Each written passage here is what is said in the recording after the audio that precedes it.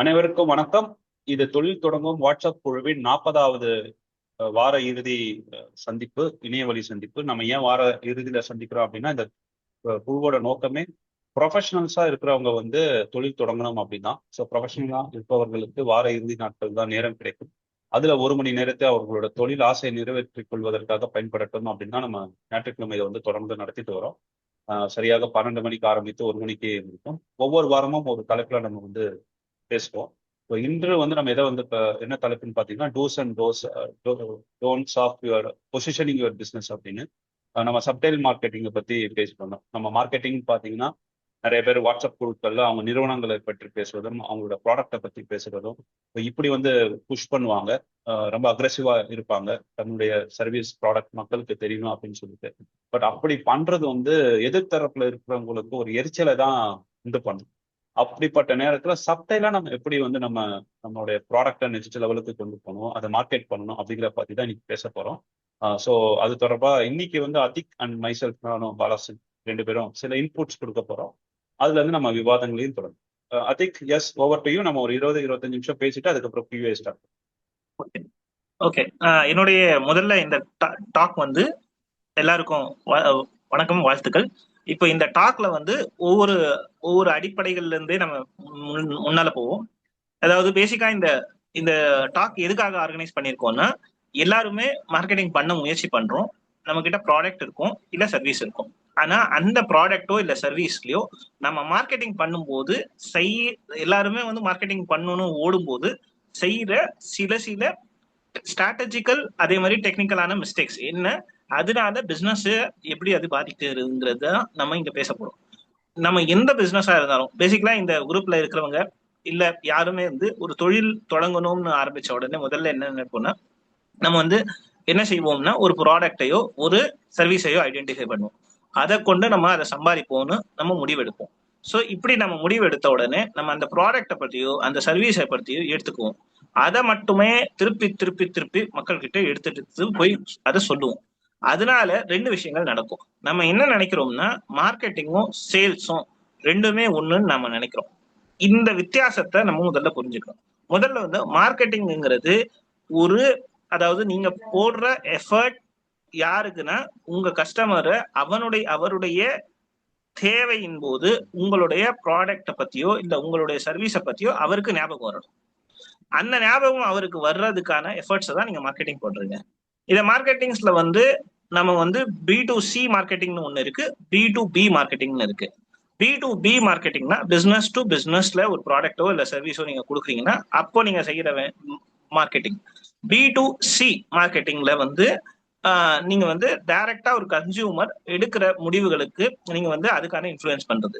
இப்போ உதாரணத்துக்கு நீங்க ஒரு இன்ஸ்டாகிராம்ல, ஃபேஸ்புக்ல, யூடியூப்ல ஒருத்தர் அந்த ப்ராடக்ட பத்தி பேசுறாரு. இது எல்லாமே B2C மார்க்கெட்டிங்.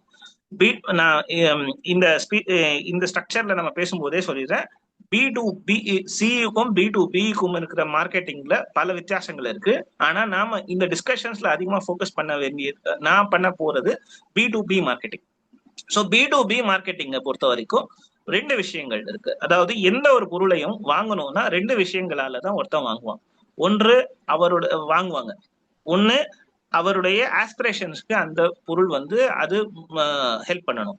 இல்ல 2வது அவருடைய தேவைக்கு அந்த ப்ராடக்ட் ஹெல்ப் பண்ணணும், அந்த ப்ராடக்டோ சர்வீஸோ. இப்போ ஒண்ணு உங்களுடைய ப்ராடக்டோ உங்களுடைய சர்வீஸோ அது தேவைக்கான ப்ராடக்டா சர்வீஸுக்கு அவருடைய ஆசைக்கான ப்ராடக்டாங்கிறத நீங்க முதல்ல ஐடென்டிஃபை பண்ணி அதை நீங்க ஜீரோ டவுன் பண்ணணும். உதாரணத்துக்கு ஒருத்தர் ஒரே ஒரு சேர் இருக்கு, அந்த சேர் ஆஸ்பிரேஷனலா இருக்கணும்னா, டெக்கரேட்டிவா இருக்கணும்னா அதுக்கான பொசிஷனிங், அதுக்கான நரேட்டிவ் மார்க்கெட்டிங்ல வேற மாதிரி. அதை ஆசையாவும் அதை மிஸ் பண்ணக்கூடாதுங்கிறதையும் நீங்க பொசிஷன் பண்ணணும். அதே மாதிரி இல்ல அந்த ப்ராடக்ட் உங்களுக்கு ஃபங்க்ஷனலா அது அந்த சேர் நீங்க உட்கார்ந்தீங்கன்னா உங்களுக்கு உடம்புக்கு, அதாவது உங்களுடைய ஒரு கஸ்டமர் வாங்குறாரு, அவருக்கு அவருடைய உட்கார்றதுக்கான அமைப்புகளுக்கு அது சரியா இருக்கும்னு அவர் எதிர்பார்க்கிறாருன்னா அதுக்கான மெசேஜஸை கொண்டு போறது அவங்களுடைய இதை நீங்க பொசிஷன் பண்றது இது. ஸோ இந்த 2 விஷயங்கள்ல எப்பவுமே உங்க ப்ராடக்ட நீங்க ஆஸ்பிரேஷனுக்கா செல் பண்றீங்களா இல்ல அந்த ப்ராடக்ட நீடுக்கு செல் பண்றீங்கிறத நீங்க கிளாசிஃபை பண்ணிக்கங்க. ஒன்று. இது B2B-க்கும் பொருந்தும், B2C-க்கும் பொருந்தும். ஆனால் B2B-யை பொறுத்த வரைக்கும் எல்லா விஷயங்கள்லயும் முடிவுகள் எடுக்கும்போது அதனுடைய காஸ்ட், அதனுடைய ஒரு காஸ்ட் வந்து ப்ரையாரிட்டியா முடிவுகள் எடுக்கும்போது அவங்க முடிவு எடுப்பாங்க. ஆனா B2C-யை பொறுத்த வரைக்கும் அதாவது அதிகமான பேருடைய இண்டிவிஜுவல் டிசிஷன் இருக்கிறதுனால அதுல எமோஷன்ஸ் தான் அதிகமா வேலை செய்யும். அதுக்காகத்தான் நீங்க வந்து ஒரு உதாரணத்துக்கு ஒரு பிவிசி பைப் இருக்கு, அந்த கம்பெனியை நீங்க நடத்துறீங்கன்னா அதுல வந்து நீங்க ஒரு மார்க்கெட்டிங் பண்ண போறீங்கன்னா நீங்க ஆக்டரை கொண்டு போய் யூஸ் பண்றதை விட ஒரு நம்ம வீட்டுக்குள்ள இருக்கிற கார்பெண்டர் சொன்னார்னா, நம்ம வீட்டுக்குள்ள வந்து இருக்கிற பிளம்பர் அந்த பிவிசி பைப்பை வாங்க சொன்னார்னா நீங்க அவருடைய வார்த்தையை தான் கேட்பீங்களே தவிர ஒரு ஆக்டருடைய பேச்சை கேட்க மாட்டீங்க. அதே வந்து ஒரு டாய்லெட் கிளீனர் இருக்கும், அதுவும் ஒரு ஃபங்க்ஷனல் ப்ராடக்ட் தான். அதுல கூட நீங்க பாத்தீங்கன்னா ரொம்ப பெரிய செலிபிரிட்டி ஆக்டர் வந்து பேசினாங்கன்னா நீங்க அதை எடுத்துக்க மாட்டீங்க. உங்களுக்கு ரிலேட்டபிளா ஒரு ஆக்டரோ இல்ல ஒரு பொசிஷன் பர்சனோ உங்களுக்கு அதை கம்யூனிகேட் பண்ணாருன்னா அது வந்து நீங்க எடுத்துப்பீங்க. சோ உங்களுடைய அனுபவத்திலேயே நீங்க இந்த லாஜிக்கை நீங்க அப்ளை பண்றது தான் நீங்க உங்களுடைய ப்ராடக்டையோ சர்வீஸையோ செல் பண்ணும்போது கவனிங்க முதல்ல. ரெண்டாவதா, எடுத்த உடனே எல்லார்கிட்டையும் மார்க்கெட்டிங்கிறது எடுத்த உடனே நீங்க மார்க்கெட்டிங்கை பொசிஷன் பண்ணும்போது இந்த பொருள் இருக்கு இந்த பொருள் இருக்குன்னு கூவி சொல்லாதீங்க. கூவி சொல்லும் போது என்ன ஆகும்னா உங்களை அவங்க யாரா இருந்தாலும் கஸ்டமரா இருந்தாலும் உங்களுக்கு அவருடைய தேவையோ இல்ல அவருக்கு உங்க ப்ராடக்ட் உடைய மேட்ச் இல்லைன்னா நீங்க திருப்பி திருப்பி ஒரே விஷயத்த அவங்க கிட்ட சொல்லிட்டு இருக்கும்போது அவங்க உங்களை பத்தி ஒரு அசூசையான எண்ணத்தை கொண்டு வருவாங்க. என்னது இது எப்ப பார்த்தாலும் ஸ்பாம் பண்ணிட்டே இருக்காரு சொல்லிட்டு அவர் என்ன பண்ணுவாருன்னா உங்க கூட இன்ட்ராக்ட் பண்றதே விட்டுடுவாரு. ஆனா அதுக்கு பதிலாக நீங்க கொடுக்குற ப்ராடக்டையோ இல்ல கொடுக்குற சர்வீஸையோ கொண்டு அவருக்கு என்ன பயன் ஏற்படும், அவருடைய பிரச்சனைக்கு என்ன தீர்வு இருக்குங்கிறத நீங்க வந்து பொசிஷன் பண்ண முயற்சி பண்ணுங்க. அப்படி முயற்சி பண்ண முடியலனாலும் நீங்க சில நேரங்கள்ல அந்த ப்ராடக்டோ அந்த சர்வீஸோ அவருக்கு பயன் தராதுன்னா நீங்க அதை வெளிப்படையா சொல்லுங்க. என் ப்ராடக்டோ இந்த சர்வீஸோ உங்களுக்கு இது பயன்படாதுன்னு சொல்லுங்க. அப்படி சொல்லும் போதுதான் ஆக்சுவலி நீங்க வந்து உண்மையான ஒரு பர்ஃபெக்டான மார்க்கெட்டிங் பண்றீங்க. அப்படி நீங்க பண்ணும்போது என்ன நடக்கும்னா இவர்கிட்ட போனோம்னா இந்த பொருளுக்கான தீர்வும் இந்த பொருள் கிடைக்கும் இல்ல இது சரியா இருக்குமான்னு தெரியாது. சோ ஞாபகம் வச்சுக்கோங்க, நீங்க ஒரு ப்ராடக்டையோ ஒரு சர்வீஸையோ விற்கும் போது எடுத்த உடனே இந்த ப்ராடக்டோ சர்வீஸோ வாங்கிக்கிங்கன்னு சொல்றதை விட எதிராளியுடைய பிரச்சனைய தீர்க்கிறதுக்கு முயற்சி பண்ணுங்க. உங்களால அந்த பிரச்சனையை தீர்க்க முடியலன்னா அந்த பிரச்சனையை உங்க ப்ராடக்டோ உங்க சர்வீஸோ அந்த பிரச்சனையை தீர்க்காது, அந்த பிரச்சனை இல்லைன்னா தெளிவா சொல்லுங்க தட் இது உங்களுக்கு பயன்படாதுன்னு சொல்லி. அப்படி சொல்லும் போது நீங்க உண்மையான ஆக்சுவல் மார்க்கெட்டிங்கா பண்றீங்க. அந்த மார்க்கெட்டிங் நீங்க பண்றதுனால அவருக்கு உங்க மேல ஒரு நம்பிக்கை வரும். என்ன நம்பிக்கைன்னா இருக்கிறது இருக்கு இல்லதை இல்லைன்னு சொல்ற பைனரியான கம்யூனிகேஷன் இருக்காருன்னு சொல்லிட்டு நாளைக்கு அந்த ப்ராடக்ட் இருக்கும்போது தேவையா இருக்கும்போதோ இல்ல அந்த ப்ராடக்ட தேவைப்படும் போது அவர் வந்து ஒரு சரியான அளவு இவர்கிட்ட நீங்க போங்க, நீங்க அவர் கரெக்டா சொல்லி விடுவாருங்கிற தெளிவுகளுக்கு பொசிஷனிங் பண்ணுவீங்க. இந்த விஷயங்கள் அதுக்கடுத்து ரெண்டாவதா இந்த விஷயங்கள் தான். இன்னும் 2 நிமிஷம் இருக்கு. இந்த 2 நிமிஷத்துல நான் வந்து இன்னும் சில என்னென்ன பாயிண்ட்ஸை நம்ம மிஸ் பண்றோங்கிறத பாத்துக்கோங்க. இன்னொன்னு வந்து நீங்க எந்த ஒரு ப்ராடக்டையோ சர்வீஸையோ செல் பண்றதுக்கு முன்னால அதை வாங்குறவங்களுடைய ஐடியல் கஸ்டமர் ப்ரொஃபைல், அதை யாரு வாங்க போறாங்கிறத எந்த அளவுக்கு டீடைல் பண்ண முடியுமோ அந்த அளவுக்கு நீங்க டீடைல்டா பண்ணுங்க. எந்த அளவுக்குன்னா அவருடைய தேவை என்ன, அவருடைய ஃபைனான்சியல் எக்ஸ்பெக்டேஷன்ஸ் என்ன, அதோட காஸ்ட் என்ன, இதை எவ்வளவுக்கு எவ்வளவு நீங்க டீடைல்ஸ் பண்ணி நீங்க கிரானுலரா அதை ஆப்டிமைஸ் பண்ணிட்டே இருக்கீங்களோ அந்த அளவுக்கு நீங்க வந்து கிளாரிட்டி கிடைச்சிடும். ஒன்ஸ் அது நீங்க கிடைச்சதுன்னா அவங்கள மட்டும் ரீச் அவுட் பண்ணி நீங்க இந்த ப்ராடக்டை வச்சிருக்கீங்க இந்த சர்வீஸை கொண்டு வந்திருக்கீங்கன்னா டைரக்ட் சேல்ஸ் பீச் பண்ணுங்க. அந்த ஐடியல் கஸ்டமர் ப்ரொஃபைல்லையும் 2 விஷயத்த நீங்க லேயரா வச்சுக்கீங்க. ஒண்ணு, அவங்களுடைய பிரச்சனைகளை நீங்க சால்வ் பண்ண முடியும்ங்கிறத கான்பிடென்ட் இருக்கு, அதுக்காக நீங்க இந்தந்த பிரச்சனைகளை நீங்க சால்வ் பண்ணிருக்கீங்கிற ரெஃபரன்ஸை கொடுங்க. மூணாவது, உங்களுடைய இந்த பிரச்சனையை நான் சால்வ் பண்ண என் ப்ராடக்டோ என் சர்வீஸோ உங்களுக்கு சால்வ் பண்ணுங்கிறத கம்யூனிகேட் பண்ணுங்க. அப்படியும் அவர் இல்லைன்னு சொல்லிட்டாருன்னா 3 ஃபாலோ அப்புக்கு மேல அதிகமா அவரை டிஸ்டர்ப் பண்ணாதீங்க. அப்படி பண்ணனீங்கன்னா நீங்க அவங்க கிட்ட இருந்து ஸ்பாம் ஆயிடுவீங்க. அதே மாதிரி இந்த விஷயங்களை நீங்க எல்லாருமே பிசினஸ்ல பண்ற ஒரே தப்பு வந்து ஒரே நேரத்துல அதிகமா பண்ணுவாங்க, அதுக்கடுத்து இன்கன்சிஸ்டன்சியா விட்டுருவாங்க. இதை வந்து தவிர்த்துருங்க. இதுதான் என்னுடைய பிரசன்டேஷன். மற்ற ஃபர்தரா பாலாசிங் சார் பேசுவாரு. அதுக்கடுத்து நம்ம டிஸ்கஷன்ஸுக்குள்ள போலாம். மிக்க நன்றி. ஓகே. ஸோ இது வரைக்கும் வந்து அத்திக் வந்து பாத்தீங்கன்னா ரொம்ப ஃபார்மலா நம்ம என்ன பண்ணணும் அப்படின்னு சொல்லி பார்த்தாரு. பட் நான் வந்து எப்படின்னா கொஞ்சம் ட்ரில் டவுன் பண்ணி சொல்றேன். நம்ம எப்படி வந்து வாட்ஸ்அப்ல வந்து மார்க்கெட்டிங் பண்றோம், ஒருத்தர் கிட்ட போயிட்டு என்கிட்ட இந்த ப்ராடக்ட் இருக்கு, இந்த சர்வீஸ் இருக்கு அப்படின்னு சொல்லி தெரியறதுக்காக தொடர்ந்து ப்ராட்காஸ்டிங்ல வந்து மெசேஜ் போட்டுது. ஸோ அதெல்லாம் அவாய்ட் பண்ணிட்டு ஆல்டர்னேட்டிவ் மெத்தட் ஆஃப் அட்வர்டைஸ்மெண்ட் தான் நம்ம வந்து கையில் எடுக்கணும். அதுதான் நான் பண்ணிட்டு இருக்கிறேன். இப்போ என்னோட பேக்ரவுண்ட் அஃப்கோர்ஸ் என் பேர் உங்களுக்கு தெரிஞ்சிருக்கும், என் நிறுவனம் தெரிஞ்சிருக்கும். ஆனால் ஃபேஸ்புக்ல இருந்து நான் ஃபாலோ பண்ணிட்டு இருக்கேன், உங்களுக்கு தெரியும். நான் எழுதின ஃபர்ஸ்ட் புக்குக்கே வந்து எனக்கு பென் டு பப்ளிஷ் அவார்டு கிடைக்குது, Amazon pen to publish award கிடைக்குது. அது வந்து ஒரு லிட்ரரி எழுத்து நல்லா இருந்தா கொடுக்குற அவார்டா இருக்கட்டும் இருந்தது. பட் அதுல ஃபர்ஸ்ட் கிரைட்டீரியா வந்து என்னன்னா உங்களுடைய புக்கு வந்து அதிக அளவுல வந்து விற்பனை ஆகும். அதுதான் வந்து ஃபர்ஸ்ட் கிரைட்டீரியா. அப்போ முதல் முறையாக என் வாழ்க்கையில நான் ஒரு புத்தகம் எழுதுறேன். அதுக்குன்னு தனிப்பட்ட வாசகர்கள் யாரும் கிடையாது. நான் புத்தகம் போட்டா வாங்குறதுக்குன்னு ஆட்கள் கிடையாது. அப்போ நான் வந்து என் புத்தகத்தை வாங்க வைக்கிறது எப்படி அப்படிங்கும் போதுதான் எனக்கு வந்து சில வழிமுறைகளை நான் வந்து பின்பற்றினேன் அப்படின்னு சொல்றேன். அந்த காலகட்டத்துல வழிமுறைகளை பின்பற்றினேன் அப்படின்னு சொல்லுவேன். ஸோ அதுல என்னென்ன வழிமுறைகள் அப்படின்னா, ஆஹ் எடுத்த உடனே நான் என்னையே வந்து பிரபல எழுத்தாளர் அப்படின்னு தான் அனௌன்ஸ் பண்ணிருக்கேன். ஃபர்ஸ்ட் புக்கு போடுறேன். இது வரைக்கும் என் வாழ்க்கையில புக் எழுதுனதே இல்லை. அதை படிச்சுட்டு அந்த புக்கை பார்த்துட்டு என்ன பண்ணுவாங்கன்னு எனக்கு தெரியாது. ஆனா நல்லா இருக்குன்னு சொன்ன உடனே நான் பிரபல எழுத்தாளர்னு போட்டுட்டேன். ஏன்னா நான் அவங்க மைண்ட்ல போயிட்டு பதிய வைக்கிறேன். ஸோ இது வந்து ஏற்கனவே இவர் நிறைய எழுதிருக்கிற மாதிரி ப்ரொஜெக்ட் பண்ண வைக்கிறேன். அதுதான் ஒரு பொசிஷனிங்கா நான் பாக்குறேன். அப்போ இந்த புக்கை நம்ம நம்பி வாங்கலாம் அப்படின்னு சொல்லி.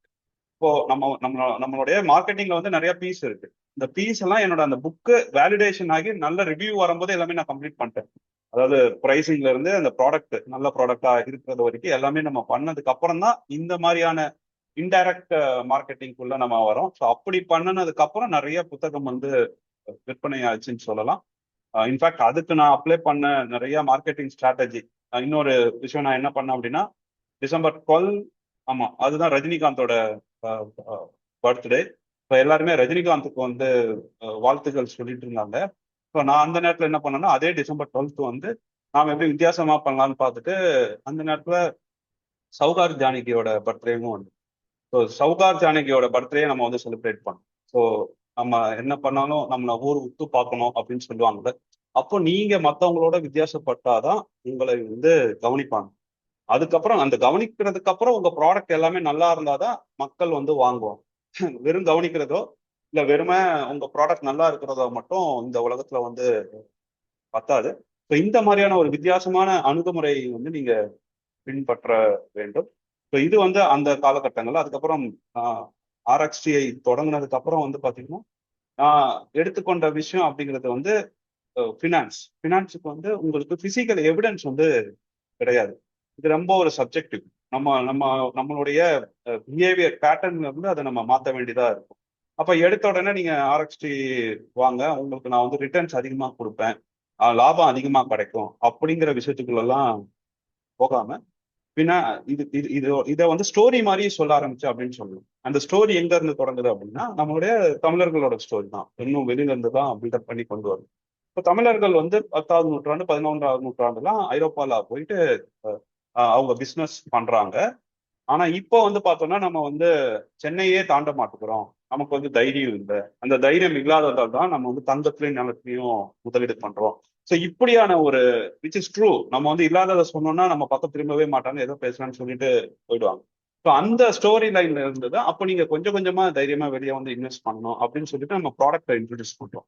வேற மற்ற எல்லாருமே வந்து பாத்தீங்கன்னா ஃபினான்ஷியல் இண்டஸ்ட்ரியில ப்ராடக்ட்டுக்கு தான் ஃபர்ஸ்ட் கவனம் கொடுப்பாங்க. பட் நாங்க அதுல இருந்து மாற்றி சிந்திச்சதுனாலதான் இப்போ நாங்க ரொம்ப சக்சஸ்ஃபுல்லா போயிட்டு இருக்கோம் அப்படின்னு சொல்லலாம். ஏன்னா பீப்புள் கனெக்ட் ஆறாங்க. நம்ம வந்து புஷ் பண்ணல, நீங்க வந்து இன்வெஸ்ட் பண்ணுங்க உங்களுக்கு நிறைய லாபம் கிடைக்கும் அப்படின்னு சொல்லி புஷ் பண்ணவே இல்லை. We we have a story. அந்த ஸ்டோரியை கரெக்டாக சொல்லும் போது அவங்க நம்ம பிராண்டோட உடனே அசோசியேட் ஆயிடுறாங்க. இன்வெஸ்ட்மெண்ட்னு தோணுச்சு அப்படின்னா அவங்க நம்ம கிட்ட தான் ஃபர்ஸ்ட் வராங்க. யாரெல்லாம் வந்து ஆர்எக்ஸ்டி கிட்ட கிராஸ் பண்ணி போனாங்களோ அவங்களுக்கு செகண்ட் சாய்ஸே கிடையாது. அவங்களுக்கு ஒரே சாய்ஸ், ஒன்லி சாய்ஸ் தான் நம்ம நம்ம இருப்போம். பிகாஸ் ஆஃப் இந்த மாதிரியான மார்க்கெட்டிங் ஸ்ட்ராட்டஜி ஆகும். பிளஸ் அகெயின் ஆர்எக்ஸ்டி தான் நான் வந்து சொல்லணும். நாங்க வந்து ஒரு சூப்பரான ஒரு இன்ஃப்ராஸ்ட்ரக்சர் கிரியேட் பண்ணிருக்கிறோம். எங்க எங்க எங்க கிட்ட வர்ற எல்லா கிளைண்ட்ஸுமே வந்து ஒரே இடத்துல இருப்பாங்க. அந்த ஒரே இடத்துல இருக்க வேண்டிய தேவையும் இங்க இருக்கு. ஏன்னா ஃபினான்ஸ் சப்ஜெக்ட் வந்து பாத்தீங்கன்னா அது வந்து ரொம்ப ஒரு ஏலியன் சப்ஜெக்ட் தான். நமக்கு வந்து கான்பிடென்ட்டே இருக்காது. நம்ம எடுக்கிற ஃபினான்ஷியல் டிசிஷன்ஸ் எல்லாமே வந்து நம்ம ஃபேமிலியில சொல்லுவாங்க, பேரண்ட்ஸ் சொல்லுவாங்க, இல்லை ஃப்ரெண்ட்ஸ் அண்ட் இதுதான் சொல்லுவாங்க. வெளியில இருந்து யாராவது சொல்றாங்க அப்படின்னா அதை நம்மளே வந்து டிசிஷன் எடுக்கும்போது ஒரு ரிஸ்கியான ஒரு ஆஸ்பெக்டா தான் பாக்குறோம். ஏன்னா நம்மளோட இக்கோ சிஸ்டம் அந்த மாதிரி இருக்கு. So we are building that ecosystem. அந்த ஈகோ சிஸ்டம் ஏன் பில்ட் பண்றோம் அப்படின்னா அடிப்படையில இங்க எல்லாருக்குமே ஃபினான்ஷியல் லிட்ரஸி வந்துடுச்சு, எல்லாருக்குமே ஃபினான்ஸ் இன்ஸ்ட்ருமெண்ட்ஸ் தெரிஞ்சிடுச்சு அப்படின்னா எங்களுடைய பிசினஸ் வந்து ரொம்ப ஈஸியா பண்ணுவோம். இப்போ பிசினஸ் ஈஸியா நடக்கும். அதுதான் பாயிண்ட் நம்பர் 1. ரெண்டாவது, அந்த மாதிரி கம்யூனிட்டியா இருக்கும்போது அகைன் நான் சொன்ன அந்த முதல் பாயிண்ட் தான். எந்த ஒரு விஷயமா இருந்தாலும் ஃபினான்ஸ் சம்பந்தமா இருந்தாலும் அவங்களோட first choice and only choice ஆர்எக்ஸியா தான் இருக்கும். ஸோ அந்த அளவுக்கு நாங்க வந்து அந்த ஒரு சைக்காலஜிக்கல் ஊடுருவலை பண்ணியிருக்கோம் அப்படிங்கிறத நான் கான்ஃபிடன்ஸ் சொல்றேன். இன்ஃபேக்ட் இந்த குரூப்ல இப்பவே வந்து ஆர்எக்ஸோட கிளைண்ட்ஸ் இருக்காங்க. ஸோ அவங்கள முன் வச்சுட்டு தான் நான் சொல்றேன். ஸோ இதை என்ன சொல்ல வரேன் அப்படின்னா, நாம எப்போதுமே வந்து நம்ம ப்ராடக்டையோ நம்ம நிறுவனத்தையோ அதை மட்டுமே புஷ் பண்ணக்கூடாது. அதை சார்ந்து இருக்கிற இன்ஃப்ராஸ்ட்ரக்சர்ல நம்ம ஆளுமை செலுத்தணும். இது பாயிண்ட் நம்பர் 1. நான் இப்போ சொன்னதான் கூட. பாயிண்ட் நம்பர் 2, உங்க பிசினஸ் மட்டும் நீங்க பார்க்கணும். நீங்க வந்து உங்க பக்கத்துல இருக்கவங்க பிசினஸும் பார்க்கணும். அப்படிதான் பார்க்கும்போது தான், ஃபார் எக்ஸாம்பிள் இந்த தொழில் தொடங்கும் குழு ஆரம்பிச்சு அதுல நான் இன்டராக்ட் பண்றேன், அதுல நான் பேசுறேன் அப்படின்னா எனக்கு ஈஸியா 500 பேருக்கு என் பேர் வந்து போய் சேர்ந்திருக்கு, நான் நிறுவனம் என்ன நடத்துறேன்னு போய் சேர்ந்திருக்கு. இப்ப நான் இந்த கதைகளெல்லாம் இங்க சொல்லும் போது இதுவே மார்க்கெட்டிங் தான். இப்ப இந்த பிரசன்டேஷன் நான் பண்றேன், அப்போ இவர் என்ன பண்றாரு, ஆர்எக்ஷன் அவ்வளவு பெரிய நிறுவனமா, அப்போ நான் தேடி பாக்குறேன் எப்படி இருக்கு அப்படின்னு பாப்பீங்க தெரியுமா. ஸோ இந்த மாதிரியான இனிஷியேட்டிவ்ஸ் நீங்க எடுக்கணும். If you are a founder CEO of a company, நீங்க இதுலதான் அதிகம் கவனம் செலுத்தணுமே தவிர அந்த ப்ராடக்டை போய் முன் வைக்க கூடாது. நீங்க தான் அங்க பிராண்ட். உங்க உங்க நீங்க போய் ஒரு மெசேஜ் அனுப்புறீங்க அப்படின்னா அந்த மெசேஜ்ல உங்களை நீங்க முதன்மைப்படுத்தி என்ன பண்றீங்களோ அதுதான் வந்து உங்களுடைய பொருட்கள் சேவைகள். முக்கியமா சேவை பொருள் கூட அதை வேலிடேட் பண்ணிடுவாங்க. ஆனா சேவையை வந்து வேலிடேட் பண்றது ரொம்ப ரொம்ப சிரமமான ஒரு விஷயம். அதை வேலிடேட் பண்றதுக்கு முன்னாடி மக்கள் உங்களை ஃபர்ஸ்ட் வேலிடேட் பண்ணுவாங்க. நீங்க டிராவல் இண்டஸ்ட்ரியில இருந்தீங்கன்னா நீங்க என்ன மாதிரியான ஒரு ரெஸ்பான்சிவ் பர்சனா இருக்கிறீங்க அப்படிங்கிறத பார்ப்பாங்க. வேற எந்த ஒரு சேவை துறையும் எடுக்கட்டும், நீங்க எப்படிங்கிறது தான் ஃபர்ஸ்ட் பார்ப்பாங்க. ஸோ உங்க மெசேஜ் அப்படிங்கிறது ஃபர்ஸ்ட் உங்களை முன்னிலைப்படுத்தணும். அதுக்காக உங்களை முன்னிலைப்படுத்திட்டு நீங்க மெசேஜ் மட்டும் போட்டுட்டே இருக்க முடியாது. இந்த மாதிரி ஆக்டிவிட்டீஸ்ல நீங்க வந்து கவனம் செலுத்தணும்.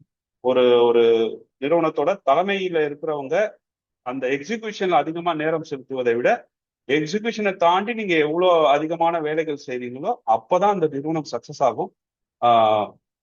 ஸோ இதுதான் வந்து நம்ம வந்து சப்டைல் மார்க்கெட்டிங். நம்ம மார்க்கெட்டிங் பண்றதுங்கிறதே யாருக்குமே தெரியக்கூடாது. அந்த மாதிரியான ஒரு மார்க்கெட்டிங் பண்ணினால் மட்டும்தான் நம்ம வந்து அடுத்தடுத்த கட்டங்களுக்கு மிக வேகமாக போக முடியும். அதுக்கு நீங்க எதாவது ஆட் பண்ணணுமா?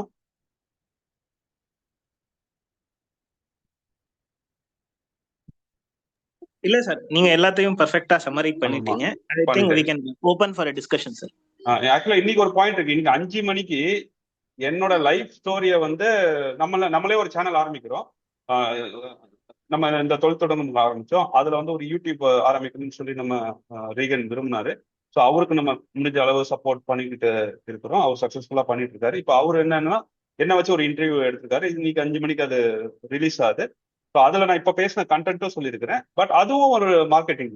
நீங்க போயிட்டு ஒரு இன்டர்வியூ கொடுக்குறீங்க. அப்கோர்ஸ் அந்த அந்த சேனல் வந்து ஓப்பன் ஃபார் ஆல். நீங்க வந்து உங்களோட இன்டர்வியூ வரணும். நீங்க நம்ம எண்டாவது டே என்னன்னா எல்லாருமே நம்ம வாழ்க்கையை வந்து ஆவணப்படுத்தணும். இது ஒரு சிக்கல் இருக்கு. யாருக்காவது நீங்க உங்களை இன்ட்ரோடியூஸ் பண்ணுங்கன்னு சொன்னா அவங்களை இன்ட்ரோடியூஸ் பண்றதுக்கே வந்து தயங்குறாங்க. என்கிட்ட எல்லாம் யாராவது இன்ட்ரோடியூஸ் பண்ணணும்னா ஒரு 30 நிமிஷம் பேசணும். அப்போ அந்த 30 நிமிஷத்துக்கான கண்டென்ட் ஃபர்ஸ்ட் உங்ககிட்ட இருக்கணும். அதை பேசணும், அதை பெரிய அளவுல போய் கொண்டு சேர்க்கணும். ஸோ இந்த மாதிரி ஒரு ஸ்ட்ராட்டஜி வச்சுக்கிட்டீங்க அப்படின்னா நீங்க எந்த ஒரு இனிஷியேட்டிவ் எடுத்தாலும் அதுக்கு பெரிய சப்போர்ட் கிடைக்கும். இப்போ இவ்வளவு இனிஷியேட்டிவ்ஸ் எடுத்ததுனால இன்டைரக்ட் மார்க்கெட்டிங் சப்டைல் மார்க்கெட்டிங் பண்றதுனால பாலா நீ ஒரு பிசினஸ் ஆரம்பிச்சுன்னா கண்டிப்பா அதுல நாங்க இன்வெஸ்ட் பண்ணுவோம் அப்படிங்கிற அளவுக்கு இப்போ பீப்புள் இருக்காங்க. பட் எனக்கு நேரம் இல்லை, அதனால என்னால பண்ண முடியாது. என்னால ஆர்எக்ஸியை விட்டுட்டு என்னால வேற எதுவுமே பண்ண முடியாது அப்படிங்கிறதுனால நான் வந்து சைலண்டா இருக்கிறேன். ஆனா இந்த மாதிரியான ஆப்பர்ச்சுனிட்டிஸ் வந்து நீங்க நெட்வொர்க்கிங் பண்ணும் போதும் அடுத்தவங்களுக்கு ஹெல்ப் பண்ணணும்னு நீங்க ஓடும் போதும் ஆட்டோமேட்டிக்கா நடக்கும். இதை மட்டும் விட்டுடாது. Yes, over to the floor.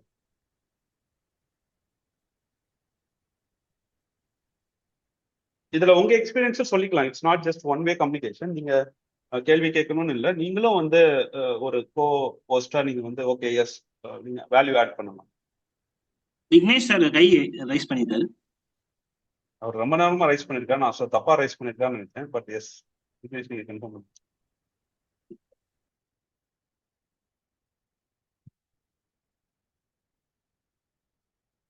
Sir sorry, தெரியாம ரைஸ் ஆயிடுச்சு, சாரி. நான் கண்டுபிடிச்சேன். Okay, thank you. Okay okay. Bala, என்னோட கொஸ்டின் அதிகமான். சொல்லுங்க. ஆக்சுவலி இப்போ நம்ம ஒரு ஸ்டார்டிங் ஸ்டேஜில் இருக்கோம். பட்டிங் ஸ்டேஜில் வந்து பார்த்தீங்கன்னா உங்களுக்கு வந்து பெரிய ஒர்க் ஃபோர்ஸ் இருக்காது. எல்லாமே நம்மளே செய்வோம். அந்த ஸ்டார்ட் அப் ஃபவுண்டரே செய்வார். Any thing, business or start up, any thing. பட்டு அதுவே ஒரு மொனோட்டனஸ் ஆகிடுது இல்லை, ஒரு பீரியடுக்கு அப்புறமும் வந்து அதாவது அது மூவிங் ஃபார்வர்டு ஆக முடியல. உதாரணத்துக்கு சில இப்போ நான்லாம் பார்த்தீங்கன்னா இப்போ யூரோப்பில் இருக்கேன், ஒரு ரொம்ப ஸ்ட்ராட்டஜிக்கான பொசிஷனில் இருக்கேன். பட்டு நான் செஞ்ச ஒரு வேலை, அதில் நிறைய கற்றுக்கிட்டேன். அதுலேருந்து இப்போ வெளியில் வர முடியாமல் நான் அதுக்குள்ளாரே ஸ்டக் ஆகியிருக்கேன். அந்த மாதிரியான சுச்சுவேஷனில் தான் இப்போ அத்திக்கு கூட எனக்கிட்ட சொன்னார், நீங்கள் இன்ஜினியரிங் பேக்ரவுண்ட் இருக்கீங்க, why not you try engineering ப்ராடக்ட்ஸ்ன்ட்டு. பட் நான் இந்த இதுக்குள்ளார நிறைய இம்போர்ட் பண்ணிட்டேன், நிறைய ஒர்க் பண்ணியிருக்கேன். அதனால அந்த ஒரு டொமைன் எக்ஸ்பர்டைஸை விட்டுட்டு வர்றதுக்கும் மனசு இல்லை, அதுலேயே சுற்றிட்டே இருக்குது. அதுதான் நான் ஏஜும் போயிட்டு இருக்கோம் இல்லையா, அது எப்படி கிராக் பண்றதுன்றத என்ன question. Okay, we need have a purpose. இப்போ எனக்கு வந்து என்னன்னா, அகைன் ஐம் கோட்டிங் ஏன்னா அந்த இன்டர்வியூல அவ்வளோ நேரம் பேசியிருக்கோம், இதே டாபிக் நாங்கள் வந்து பேசியிருக்கோம். என்ன வந்து நிறைய பேர், எனக்கு ரொம்ப பிடிச்சது வந்து எழுதுறது தான். எனக்கு வந்து நான் எழுத உட்காந்துட்டேன் அப்படின்னா எனக்கு எழுத்து தான் ரொம்ப பிடிக்கும், அதுல ஒன்றிடுவேன் நான். ஆனா அது சமூகத்துல எவ்வளவு பெரிய தாக்கத்தை உண்டாக்கும் அப்படிங்கிற ஒரு கேள்வியை முன்னாடி வைக்கும். இந்த எழுதுறது எனக்கு பிடிக்கிறத தாண்டி என்ன சந்திக்கிறவங்களும் நீ எழுத மட்டும் செய்ய அப்படிங்கிற சொல்றாங்க. சில பேர் வந்து நீ அரசியலுக்கு போ, அரசியல் தான் கரெக்டா இருக்கும் அப்படிங்கிறாங்க. நீ பெரிய மாற்றத்தை உண்டு பண்ணலாம் அப்படிங்கிறாங்க. எல்லாம் கரெக்ட். ஆனா என் மனசாட்சிக்கு தெரியும், நான் இப்ப ஆராய்ச்சி பண்ணா மட்டும்தான் சமுதாயத்துல பெரிய தாக்கத்தை உண்டு பண்ணலாம். ஒரு குடும்பத்தோட உட்கார்ந்து நான் பேசும்போது அந்த குடும்பத்தோட தலைவிதியை நம்ம மாத்துறோம் அப்படிங்கிற சந்தோஷம் எனக்கு உடனடியா கிடைக்குது. அதெல்லாம் பண்ணிட்டு அப்கோர்ஸ் நான் ஃபைனல் டெஸ்டினேஷன் எனக்கு அரசியல் அப்படிங்கிறது ஒரு விருப்பம் இருக்கு. ஸோ இந்த மாதிரி நீங்க எதுல பெரிய தாக்கத்தை உண்டு பண்ணுவீங்க அப்படிங்கிறத பாருங்க. நீங்க சொன்ன மாதிரி அங்க ஐரோப்பால பெரிய வாய்ப்புகள் இருக்கு, உங்களால பெரிய கட்டமைப்பை உருவாக்க முடியும். அந்த கட்டமைப்பு தமிழ் சமூகத்துக்கு பயனளிக்கும் அப்படிங்கிறது உங்களுக்கு ஒரு சாட்டிஸ்பாக்சன் கொடுக்கும் நான் நம்புறேன். அப்ப நீங்க அதை தான் கையில் எடு.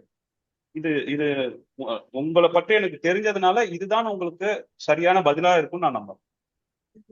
சரி, இதுல ஒரு பாயிண்ட் நான் ஆட் பண்ணணும். ஆக்சுவலி வந்து என் அனுபவத்துல இருந்தும் நான் பார்த்தது என்னன்னா, நம்ம வந்து அதாவது ஒரு விஷயத்த நம்ம பண்ணும்போது அந்த விஷயத்துல பயன் பெறவங்க யாருங்கிறத நம்ம வந்து தப்பா மிஸ் அண்டர்ஸ்டாண்டிங் பண்றோங்கிறது தான். மேபி இப்போ உதாரணத்துக்கு நம்ம பல நேரங்கள்ல என்ன பண்ணுவோம்னா, இப்போ உதாரணத்துக்கு எக்ஸ்போர்ட்ஸ்ல இது அதிகமா நடக்கும். நான் பார்த்திருக்கிற பல பேர் என்ன பண்ணுவாங்கன்னா, எக்ஸ்போர்ட் பண்ணுவாங்க, ஆனா அது தமிழ் ஆளுக்கு மட்டும்தான் பண்ணுவாங்க. அவங்க என்ன சொல்லுவாங்கன்னா, ஓகே தமிழ் ஆளுகிட்ட நம்ம எக்ஸ்போர்ட் பண்றேன்னு சொல்லிட்டு பண்ணிடுவாங்க. அதனால அறிந்தோ அறியாமலோ அவரை சுருக்கி ஒரு ஆனா அவரோட கெப்பாசிட்டி, அவங்க கேப்பபிலிட்டி, அவங்க யாருக்கிட்ட வேணாலும் எக்ஸ்போர்ட் பண்ணி அந்த ப்ராடக்ட்டை எடுத்துக்க முடியும், விற்க முடியும். ஆனா அவங்க வந்து வெறும் அந்த சர்க்கிளுக்குள்ளதான் இருப்பாங்க. ஆனா அந்த வேல்யூ செயின்ல, அந்த சப்ளை செயின்ல, அந்த வேல்யூ செயின்ல தமிழ் நீங்க எதிர்பார்க்கிற ஆட்கள் இருக்காங்களாங்கிறத நீங்க எதிர்பார்க்கறது ஒண்ணு பயன், இன்னொன்னு டீலிங். இந்த ரெண்டையும் அப்பப்போ நீங்க கிளாசிஃபை பண்ணிக்கிறது தான் ஒரு சஜஷனா சொல்றேன். நன்றி. அதுல ஏதாவது கேள்விகள் இருக்கானா? நீங்க நம்ம இல்ல உரையாடலாம். கரெக்ட் தான். இப்போ அத்தி சொல்ற பாயிண்ட்டும், இப்போ வந்து இப்போ நான் இந்தியன் ப்ராடக்ட்ஸை எடுக்கும் போது இந்த இந்த நாட்டிலே வந்து ஒரு இப்போ 5 மில்லியன் பீப்புள் தான் இங்கே மக்கள் தொகையே இருக்கு. அதில் இந்தியன்ஸ்ன்னு பார்த்தீங்கன்னா 30,000 கிட்டத்தட்ட தான் இருப்பாங்க. நான் எந்த கேலரிகிட்ட பேசிட்டு இருக்கேங்கிறதே தப்பான கேலரிகிட்ட பேசிட்டு இருக்கேன்றது தான். இப்போ நம்ம ஏன் நான் வந்து தமிழ்ஸ்க்கு மட்டும் பண்ணோம், இந்தியன்ஸ்க்கு மட்டும் பண்ணோம், லோக்கல்ஸ்க்கு என்ன பண்ணலாம் அப்படிங்கிறது. பட்டு நான் நிறைய இந்த நிறைய இது பண்ண வேண்டியிருக்கு, எப்படி அந்த பீப்புளை அவங்களுக்கு என்ன பண்ண முடியும் அப்படின்ட்டு இந்த எக்ஸ்பீரியன்ஸ் வச்சுட்டு நிறைய திங்க் பண்ண வேண்டி இருக்கு.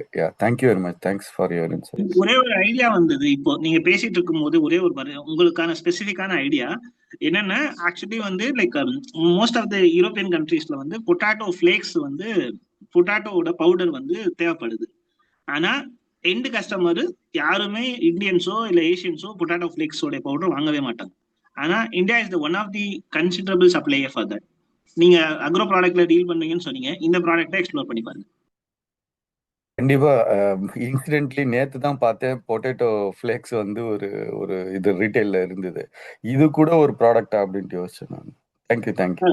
Highest volume sir.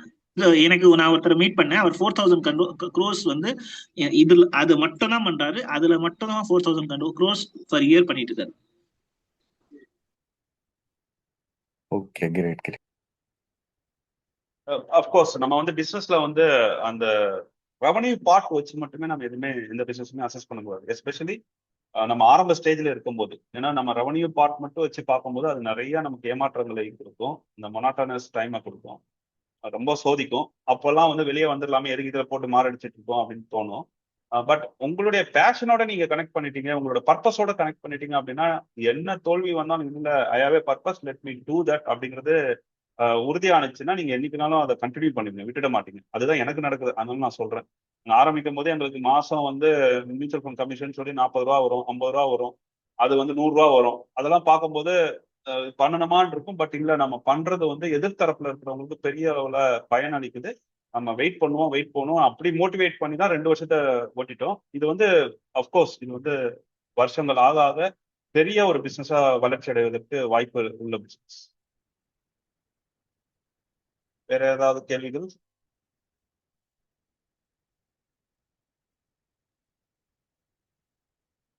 நேத்து நான் ஸ்டார்ட் அப் சிங்கம் ஈவெண்ட்டுக்கு போயிருந்தோம். நிறைய இன்சைட்ஸ் எங்களுக்கு கிடைச்சது.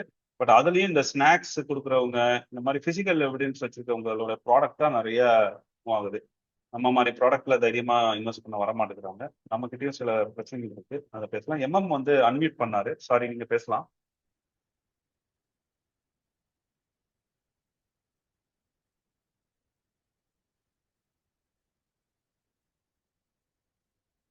எம்எம் அப்படின்னு போட்டிருக்கு, நீங்க அன்மியூட் பண்ணீங்க.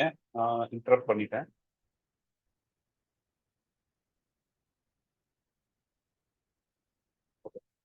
நம்ம வந்து அந்த அகைன் பேக் டு அதியமன். நம்ம வந்து தமிழ்ஸ் மட்டும் பண்ணணும்னு இல்லை, மற்றவங்களையும் நம்ம கன்சிடர் பண்ணலாம். நம்ம சொல்யூஷன் நம்ம ப்ரொவைட் பண்றது எல்லாமே வந்து நம்ம குளோபல்ல கொண்டு போகணும். ஸோ அது ஒரு பாயிண்ட் பார்த்துக்கோங்க.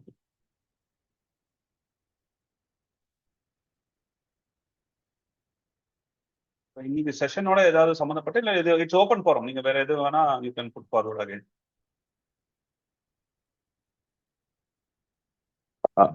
பாலா, நேற்று இந்த ஸ்டார்ட் அப் சிங்கம் போனா சொன்னீங்கன்னா அது என்ட்ரி ஃபீஸ்னு ஏதாவது வாங்கினாங்களா, இல்லை நீங்க ஜஸ்ட் ஒரு ரெஃபரன்ஸ் மூலமா அந்த மாதிரி போனீங்க? ரெஃபரன்ஸ் எல்லாம் கிடையாது. நான் சொன்ன அதே நம்ம திருப்பி சொல்லிட்டு வர்றதுதான். நெட்வொர்க்கிங் பண்ணுங்க, எக்ஸிபிஷன் போங்கன்னு சொல்லிட்டு வர்றதுதான். இப்போ கோயம்புத்தூர்ல நடந்த ஸ்டார்ட் அப் அந்த குளோபல் ஸ்டார்ட் அப் ஈவெண்ட் ஒன்று நடந்தது. அதுக்கு நம்ம போனோம். இந்த தொழில் தொடங்கும் குழுல இருந்தே நம்ம எல்லாரும் போக சொன்னோம். நிறைய பேர் மீட் பண்ணோம். அந்த ஈவெண்ட்ல ஸ்டார்ட் அப் சிங்கம் வந்து ஒரு ஸ்டால் போட்டிருந்தாங்க. அந்த ஸ்டால்ல நான் என்ட்ரி பண்ணேன். அது என்ட்ரி பண்ணோன்னா ஒரு மெயில் வந்தது, உங்க பிசினஸ் டீடைல்ஸ் கொடுங்கன்னு சொல்லி மெயில் வந்தது. அந்த டீடைல்ஸை கொடுத்தேன். ஸோ அது கொடுத்ததுக்கு அப்புறம் 3500 அப்ளிகேஷன்ஸ் வந்துதான். அது வந்ததுல வந்து ஃபர்ஸ்ட் ரவுண்ட்ல 120 என்னமோ செலக்ட் பண்ணாங்க. அப்போ நேத்து வந்து ஒரு 50 ஸ்டார்ட் அப் செகண்ட் ரவுண்ட் நேற்று நடந்தது. அதுல ஒரு 50 ஸ்டார்ட் அப் வந்து செலக்ட் பண்ணிருக்காங்க. அதுல இருந்து ஒரு 25 வந்து அவங்க ஃபைனலைஸ் பண்ணி டிவில வர வைப்பாங்க. மீதி 50 வந்து அவங்களோட எக்கோ சிஸ்டம்குள்ள நம்ம போயிடுவோம். இன்வெஸ்ட்மெண்ட்ஸ் டிஸ்கஷன் ஆட்டோமேட்டிக்கா நம்ம and they are looking for start ups also. அது ஒன்றும் ரொம்ப பெரிய விஷயம்லாம் ஒன்றும் கிடையாது. Fine, fine, fine.